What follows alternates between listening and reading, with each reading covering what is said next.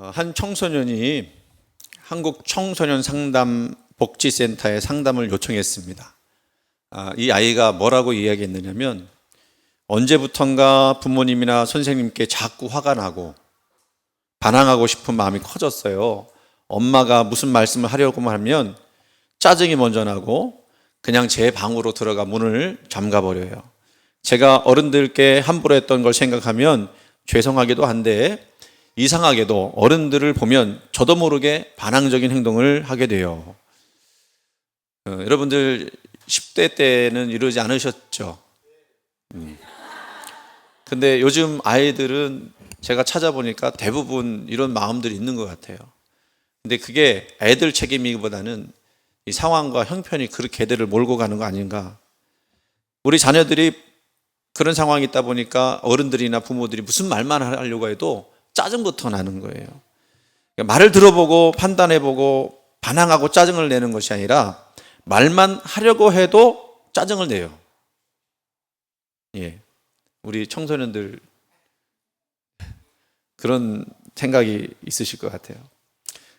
어느 날 어떤 아빠가 아들이 피자를 먹고 싶어 하는 것 같아서 말했습니다. 피자 사줄까? 라고 이제 얘기를 하려고 피자를 얘기했더니 아들이 싫어! 그러고서는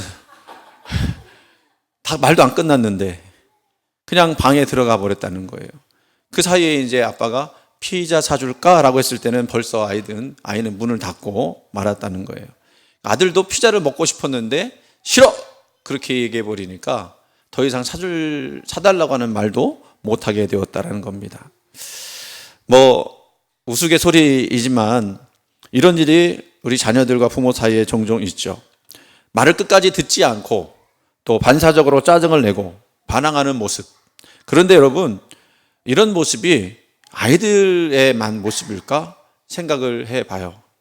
근데 그 아이들의 모습 속에서 비춰지는 그 모습이 내가 하나님께 대해서 하는 모습과 거의 유사하다는 생각을 저는 깨닫습니다. 우리 딸을 키우면서 제가 언제 좀 인내심을 가져야 되겠나라는 생각을 하게 되면 그 아이의 모습이 가만 보니까 내가 하나님께 하는 모습하고 비슷하더라고요. 표현은 그렇게 하지 않았지만 내 마음에는 그런 마음들이 있다는 것을 제가 깨닫게 되었어요. 하나님도 나를 이렇게 기다려주시고 하나님도 나를 사랑해 주시는데 내가 우리 딸을 좀 더 기다려주고 인내해야 되겠다, 그런 생각을 하게 되었습니다. 여러분, 우리가 그렇게 사실은 하나님께 대해서 반항하고 또 하나님의 말씀을 듣지 않고 할 때는 나중에 어떤 마음이 드냐면 그 자식들이 후회를 하잖아요. 제가 아는 어떤 목사님은 그 아들이 하나 있는데 아들이 굉장히 예민을 했대요. 청소년 시기에. 그 아이들이 아까 얘기했던 그런 아들처럼 무슨 말만 하면 짜증내고 그리고 반항하고, 목사님 아들인데도 그랬다는 거예요.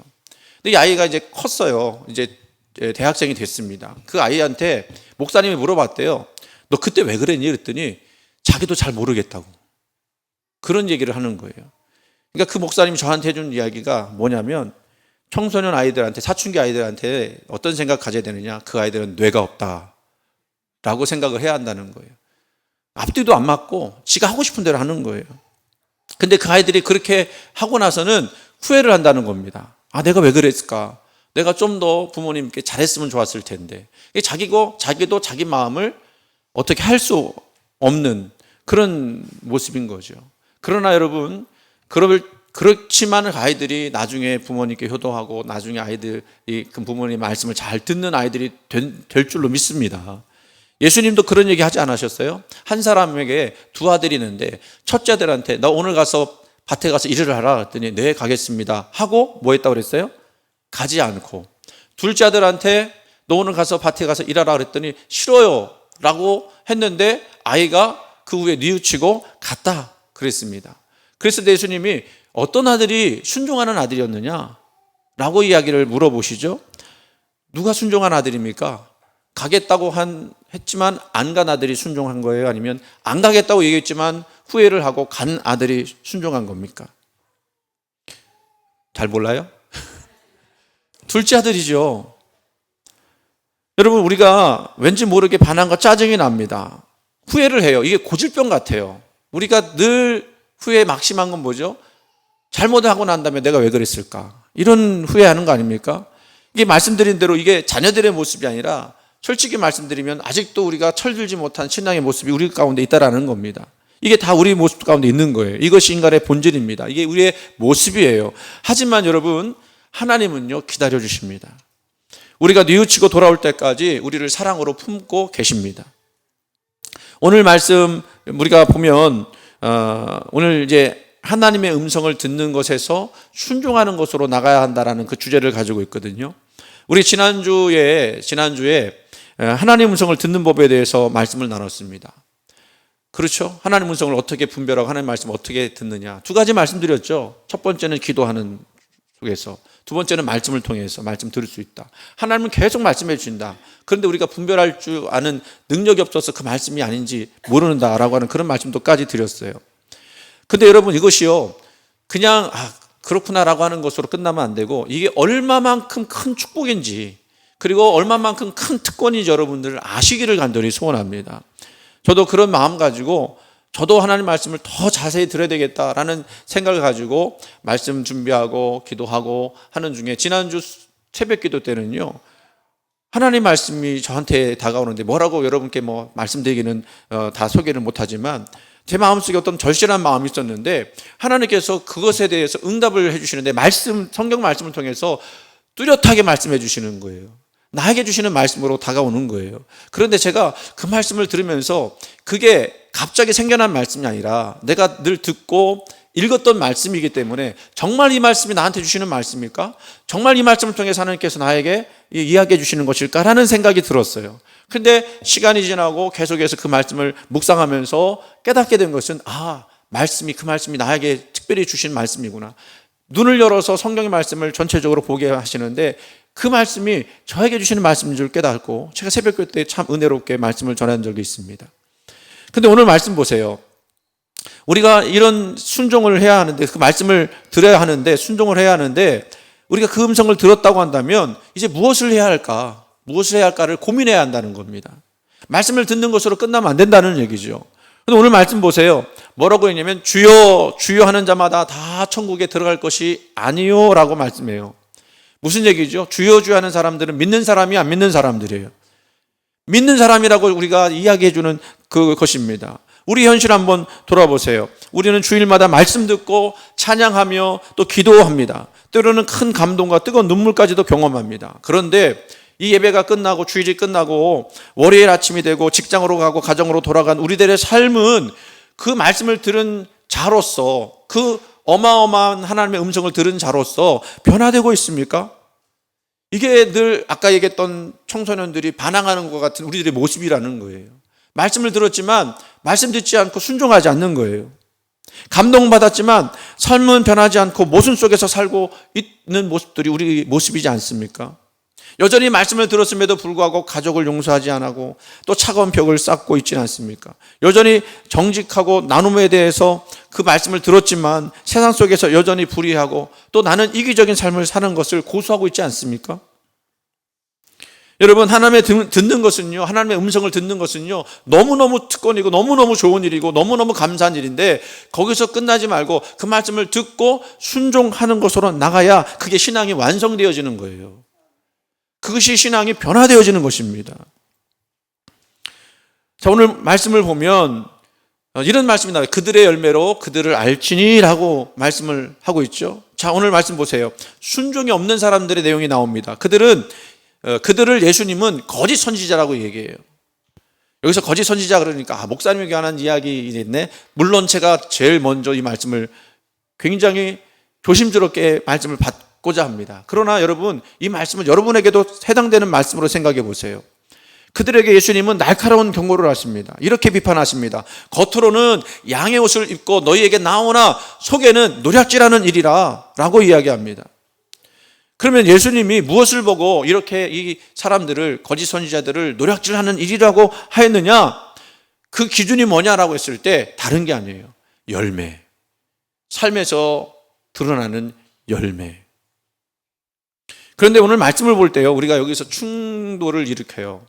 이 사람들 보니까요, 이 사람들이 행한 일들을 보니까 결코 쉽다라고 이야기할 수 있는 내용이 아니에요. 마태복음 7장 22절 말씀 뭐라고 말씀하시냐면 그날에 많은 사람이 나더러 이르되 주여 주여 우리가 주의 이름으로 선지자 노릇하며 주의 이름으로 귀신을 쫓아내며 주의 이름으로 많은 권능을 행하지 아니하였나이까 라고 예수님께 말씀을 드렸어요. 그들이 주님의 이름으로 한 것이 뭡니까? 예언을 했습니다. 예언했다는 것은요 그들에게 영적인 통찰력이 있었다는 얘기예요. 또 귀신을 쫓아냈습니다. 그건 뭐죠? 강력한 능력이 있었다는 거예요. 또 많은 능력을 행했다고 했습니다. 이건 기적적인 사역을 했다는 것입니다. 여러분 이 말씀 요 말씀만 보면 제가 사모하는 것들이에요. 사역을 할 때 예언을 하고 귀신을 쫓아내고 능력 행하는 일이 일어나기 원합니다. 제가 그런 기도 하겠습니까? 안 하겠습니까? 해요. 그런 일들이 나를 통해서 일어나지 않더라도 교회를 통해서 교회 안에서 누가 도드라지게 드러나지 않더라도 하나님의 역사가 일어나기를 간절히 소원하는 거예요. 제가 생각해 볼 때 만약에 이런 능력 있는 목회자가 목회를 어느 교회에 산다고 그러면 그 교회는 미어 터질 거예요. 사람들이 온 사방에서 모아들일 겁니다. 그런데요 예수님이 말씀하신 건 뭡니까? 종교적인 능력이나 외적인 행위가 곧 진정한 제자됨의 증거는 아니라는 거예요. 아무리 능력 행하고 귀신을 쫓아내더라도 그 사람이 예수님의 제자가 아닐 수 있다는 것입니다. 놀랍게도 이 모든 이 외적인 성공적인 행위들이 하나님의 뜻을 행하는 순종이 아닌 불법을 행하는 모습일 수도 있다는 거예요. 참 무섭지 않습니까? 아니 이게 주님의 이름으로 행한 일들이고 능력도 나타났고 귀신도 쫓겨나갔는데 어떻게 이것이 불법적인 행위라고 이야기할 수 있느냐? 여러분 그거 아세요? 불교에서도요 귀신이 나가는 일이 있어요. 불교에서 귀신 들린 사람 스님들한테 데려다 놓으면 스님이 막 연보를 외우고 그거 못 뿌리죠? 못 뿌리는지 모르죠? 팥을 뿌려요. 그러면 귀신이 나가는 것처럼 보여요. 그러면 가만히 보면 불교에도 능력이 있네? 라고 생각을 하는 거죠. 그런데 그게 능력이 아니고 불법적인 행위라는 거예요. 여러분 일단 이것부터 생각해 봤으면 좋겠습니다. 여러분 잘하시는 것 중에 저도 잘하는 것 중에 한 가지가 있어요. 뭐라고 하는 거면 주여 주여 라는 말. 여러분 이거 우리가 잘하지 않습니까? 그리고 얼마나 하루에 자주 합니까? 자다가도 나도 모르게 주님 하고 부를 때가 있지 않습니까? 안 믿는 사람들 입장에서 볼 때 주여 그러면 참 청승맞다 이렇게 생각할지는 모르겠지만 우리 나름대로는 믿음의 고백으로 이렇게 이해하지 않습니까? 그런데요 이게 얼마나 기만적인 행위일 수도 있느냐라고 하면 드라마 같은 데서요 교회는 다니는데 껍데기인 사람들이 자기가 신자인 것처럼 드러내기 위해서 다른 사람 앞에서 주여 주여 하는 것을 보여주더라고요. 아주 기만적으로 보여줘요. 실제로 그렇게 아름답게 보여지는 것이 아니라 누가 봐도 저 사람 거짓말로 저렇게 하는구나. 그게 보여질 정도로 드라마 그 배우가 그렇게 이야기하는 것을 볼 수가 있어요. 그 얘기는 뭔지 아십니까? 사람들도 속지 않는다는 거예요. 주님 주님 한다고 해서 그 사람이 진짜 예수님 믿는 사람이냐? 그렇지 않다라는 것을 사람들도 속지 않는다는 거예요. 그러면 하나님이 우리 마음을 보실 때, 우리 심령을 보실 때 정말로 주여 주여 한다고 해서 정말 그 마음속에 하나님을 정말 사랑하고 그 말씀대로 순종하고자 하는 그런 내용들이 있느냐라고 할 때 여러분 각자가 그 부분에 대해서 하나님께 솔직하게 서야 할 줄로 믿습니다. 여러분 이것은 이 사람들에게 이야기하는 것이 아니라 오늘 저와 여러분에게 하는 이야기인 줄 믿으시기 바랍니다. 그리고 깨닫기를 간절히 소원합니다. 사실 이 주여라고 하는 말 얼마나 놀라운 말입니까? 이 주인 주자 써갖고 우리가 주여 그러는 거 아니에요. 이것은 굉장히 중요한 표현입니다. 주여라는 말은 당신이 나의 왕이시고 당신이 나의 하나님이십니다라는 표현 아닙니까? 그래서 나는 당신을 나의 주님으로 나의 왕으로 나의 하나님으로 모십니다. 그리고 당신께 절대 충성하겠습니다. 무엇이든 명령하십시오. 오라고 하면 내가 오고 가라고 하면 내가 가겠습니다. 그리고 더 나가서 뭐라고 고백하느냐 하면 주님께서 원하시기만 한다면 내 목숨까지도 아깝게 여기지 않고 드리겠습니다. 이게 우리가 말하고 있는 주여의 그 단 한마디의 말씀 속에 고백 속에 담겨진 고백 아닙니까? 이 얼마나 중요한 고백이에요. 만약에 우리가 예수님을 믿는다고 하면서도 내 마음속에 예수님을 나의 주님으로 삼지 않고 믿는다고 하면 그건 큰 문제죠. 그건 예수님을 만났다고 할 수도 없고 믿는다고도 할 수 없는 것입니다. 그런데 오늘 그 사람들이 주여 주여 했다라는 거예요. 얼마나 소중한 고백입니까? 그러면서 능력도 행했다는 거예요. 예언도 행하고 귀신도 쫓아내고 가진 역사를, 기적적인 역사를 행했는데도 불구하고 그 사람들을 보고 뭐라고 했냐면 너희들 거짓 선지자들이다. 왜 그랬습니까? 그들에게는 열매가 나타나지 않았기, 순종 열매가 나타나지 않았기 때문에. 자나깨나 그들이 주여주여 했겠지만 보여지는 모습 속에서 내가 얼마나 신실한 사람인지, 내가 얼마나 하나님을 잘 믿는 것인지 보여주기 위해서 주여주여 했지만 결국은 순종하지 않은 거. 여러분, 불법을 행했다고 하는 그 말씀을 좀 잘 생각해야 될 게 뭐냐면, 불법이라는 말이요, 진짜로 잘못된 일을 막 했던 그것을 불법이라고, 비도덕적인 일들을 행했기 때문에 불법이라고 이야기하는 게 아니라, 어떤 게 불법인지 아십니까? 하나님께서 우리에게 말씀하신 불법은 순종하지 않는 것이 불법이에요. 순종하지 않는 것이 불법이에요. 여러분, 이 부분 속에서 우리는 정말 하나님 앞에 부끄러운 모습들이 많이 있죠. 우리는 얼마나 모순적인 신앙생활을 하고 있습니까? 입으로는 주님을 사랑한다고, 충성하겠다고 고백해놓고서는 정말로 충성하고 헌신해야 될 그 자리에서는 내 이기심을 추구하고 내 유익을 먼저 추구할 때가 얼마나 많이 있어요. 이런 일들이요, 오늘 우리 교회만 있는 게 아니라 주후 100년 때도 그런 일들이 심각해서 이것에 대해서 기록을 남긴 내용이 있어요.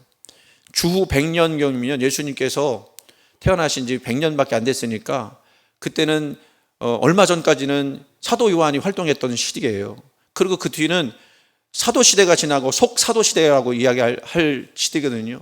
그러니까 여전히 예수 그리스도의 복음이 왕성하게 전파되던 때였습니다. 그런데 그 교회들에게 뭐가 만연했느냐면 거짓 선지자들이 들어와서 교회마다 교회를 얼마나 흔들고 얼마나 교회를 어지럽히는지, 그래서 교회 지도자들이 견디지 못하여서 모였어요.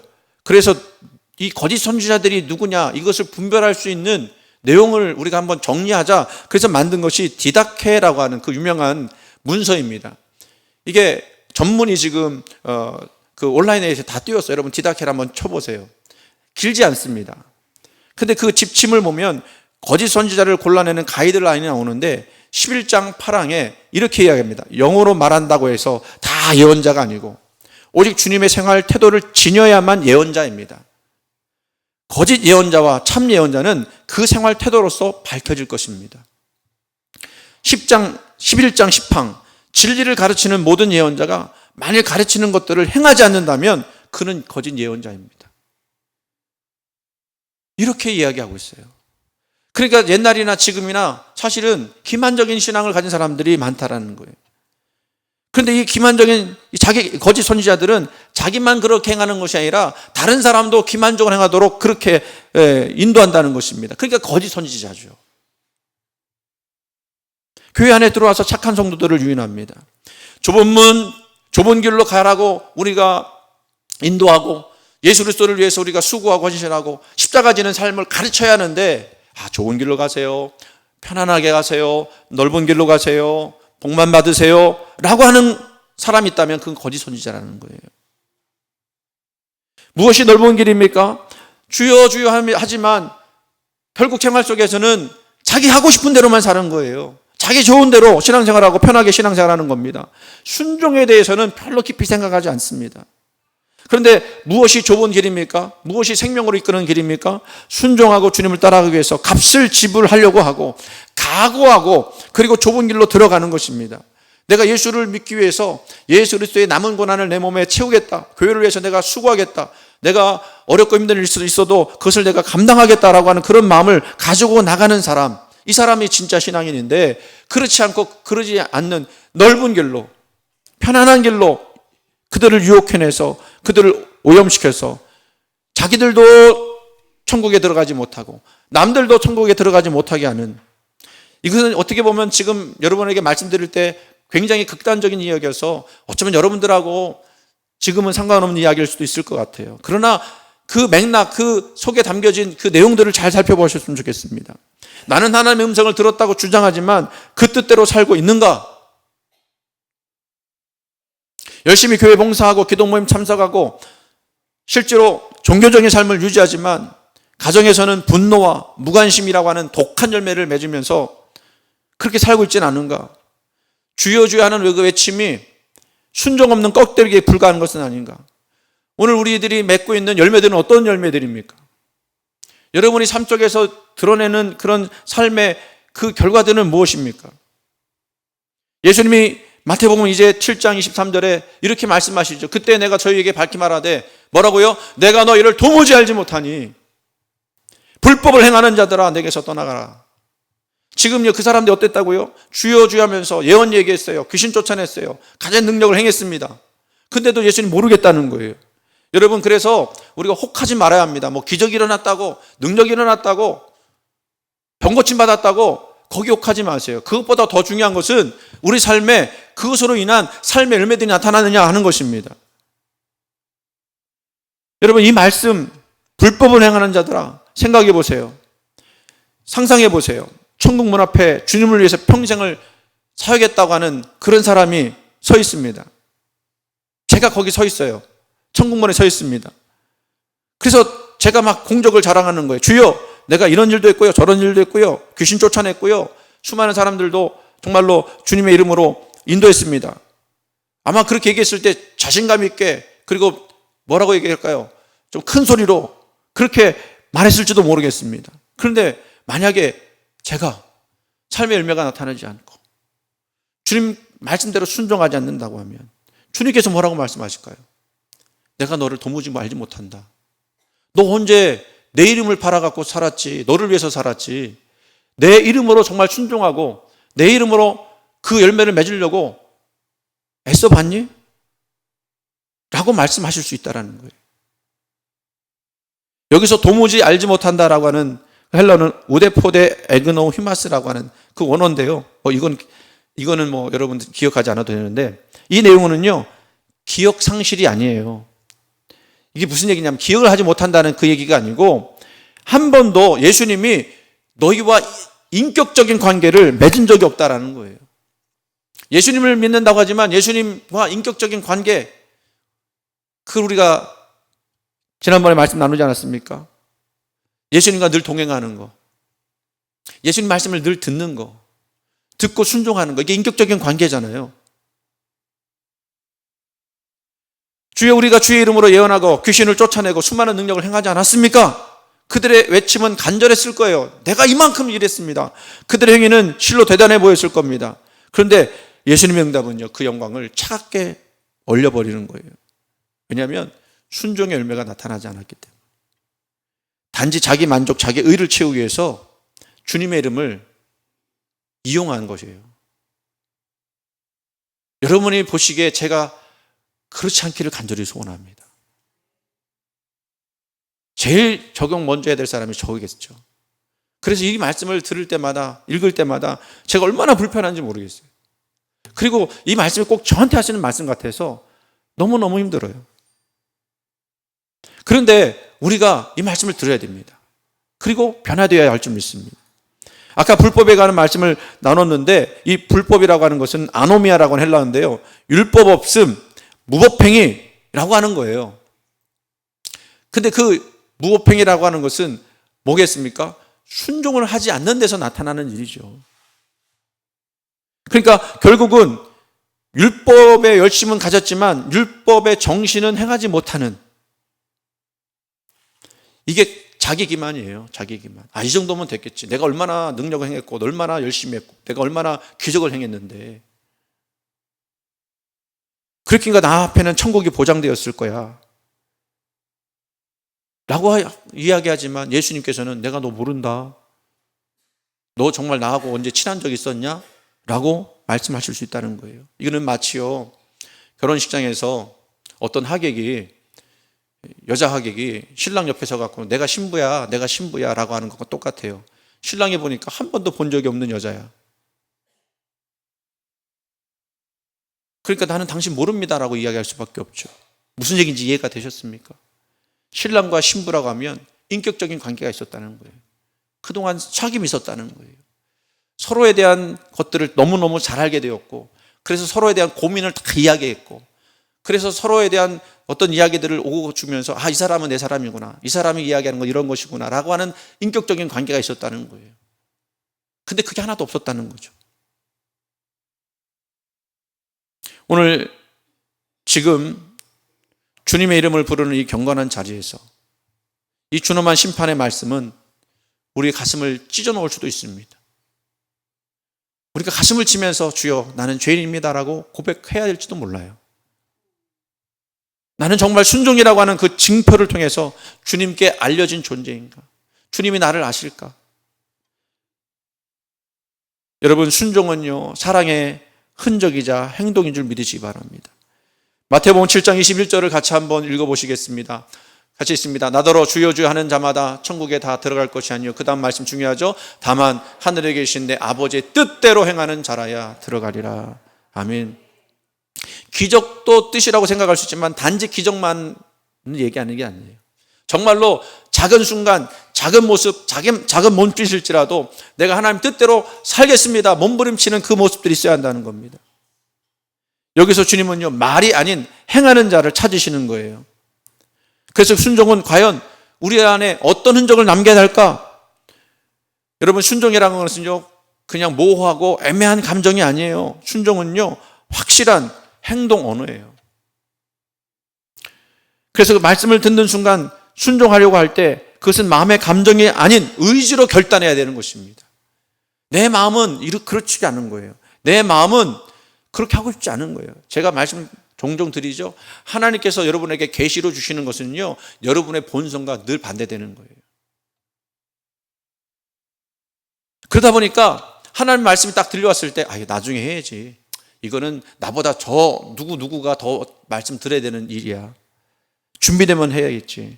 그게 아니라 주님, 제가 준비되지 않았더라도 지금 순종하겠습니다 라고 즉각적으로 응답하는 거예요. 만약에 용서하라는 음성이 들린다면 순종은 마음이 풀리지 않았음에도 불구하고 상대방을 위해서 축복하고 기도하는 행위로 나타나야 돼요. 마음이 불편한 상태일지라도 순종의 의지로 엎드려서 주님, 저 사람을 내가 축복합니다 라고 고백할 수 있어야 돼요. 나누라는 음성이 들린다면 나도 여전히 부족하지만, 나도 여전히 가진 것이 없지만 그럼에도 불구하고 내 가진 것을 나눠드리곤 합니다. 내 손을 펴서 형제들에게, 자매들에게, 또 우리 OCC 그 선물 준비하지 않습니까? 이름도 알지 못하는 누군가에게 전해질 이 선물을 내가 주님께 드리기 원합니다. 회개라고 하는 음성이 들리면 아무리 내가 합리적인 생각을 가져서 내가 이거 죄가 지은 것 같지 않은데 라고 이야기하고 싶지만 그럼에도 불구하고 용서를 구하고 고백하고 사과하는 그런 모습들로 나가야 되는 거예요. 순종은요 그래서 우리 삶 속에서 적극적으로 구석구석에서 날마다 이루어져야 하는 그런 열매라고 하는 걸 기억하시기 바랍니다. 여러분, 창세기 22장에 보면 아브라함이 받은 명령이 있습니다. 그거는 그의 감정, 이성, 상식을 완전히 무너뜨리는 거죠. 그게 어떤 명령이냐면 내 사랑하는 아들, 내 독자를 모리아산에서 바쳐라 라고 하는 명령이었습니다. 그 음성을 들었을 때 아브라함이요 의심을 하지 않았어요. 하나님의 음성인 줄 알았습니다. 그래서 그 다음 새벽 아침 일찍 종들을 데리고 땔감을 가지고 그 이삭을 손붙잡고 모리아산으로 갔던 거예요. 그리고 거기서 그 순간에 정말로 그 아들을 칼로 잡으려고 했을 때 하늘에서 급하게 음성이 들려서 말씀하시죠. 내가 내 아들 내 독자까지도 아끼지 아니하였으니 내가 이제 나를 사랑하는 줄, 내가 경외하는 줄을 아노라. 여러분, 하나님은요 모세가 자기를 사랑하는 줄 아셨어요. 아브라함이 자기를 사랑하는 줄 아셨어요. 경외하는 줄도 아셨어요.